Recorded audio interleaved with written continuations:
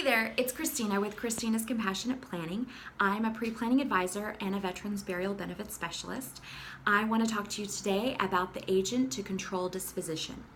What this is a document to help make sure that you have control or giving control over to a specific person. Maybe this person is someone that you love, that you've been with for years and years and years. Because if you do not have it and a pre-plan is not in place, then your next of kin is responsible. So this can be deeper for certain people.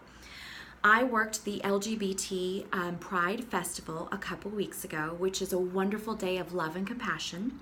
And it's also a day to reflect on what is going on in your life. What can you be free of? Now, when I was working this festival and I'm being a part of it and enjoying myself, I was sitting down also with one of my funeral directors. One of the funeral directors here in Austin let us know a little story. There was an individual who identifies themselves as a woman and had lived as a woman for many, many years, 30 plus years. Had a whole life in this community, blossomed, was happy, fulfilled, and had been estranged from her father for a very, very long time, probably 30 plus years. Now, since there was nothing pre-planned or an agent to control disposition form was not filled out when that inevitable day did come for this woman, her father came in town from a different city. He was the next of kin. Because they ask for next of kin. They want to make sure that is the person that can make sure that this control of disposition is appropriate. So as the father was sitting down with the funeral director asked for pictures. They wanted to do a visitation. And so the father showed pictures of what his child looked like back in the day and what he would like his child to look like now.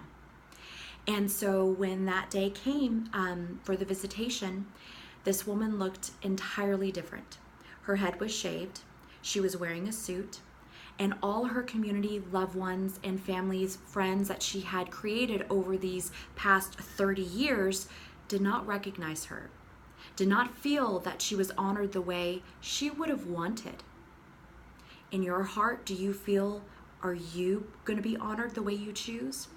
Do you have everything prepared to make sure that someone isn't responsible, that you wouldn't want them to be responsible for your final ceremony here, your final goodbyes? I'm calling out to everyone in the community that does have an estranged family member or wants to make sure that their spouse or spousal or someone is specifically called to this control of disposition. I, for instance, I'm not married, but I have been with somebody for a very long time, and I would want him to be responsible for my honor. He knows me better than anybody else, the good, the bad, the ugly. It happens. It all happens.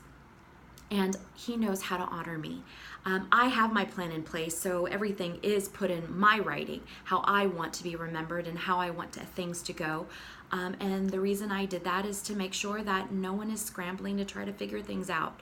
My kids know exactly who I am. They know exactly the inspiration I want to set aside. Know that I am a mother who wants to protect them from everything I possibly can control. And I will do that. And I have done it. Thank you again for listening. Please check out the Agent to Control Disposition. Google it, find it, mark it down, and put it next to your will. Put it next to your plan itself. And if you have any questions and you want to talk more about it, feel free to message me. I want to help. Thanks again, and have a very blessed day. This is Christina Suarez with Christina's Compassionate Planning, looking to help the world. Thanks.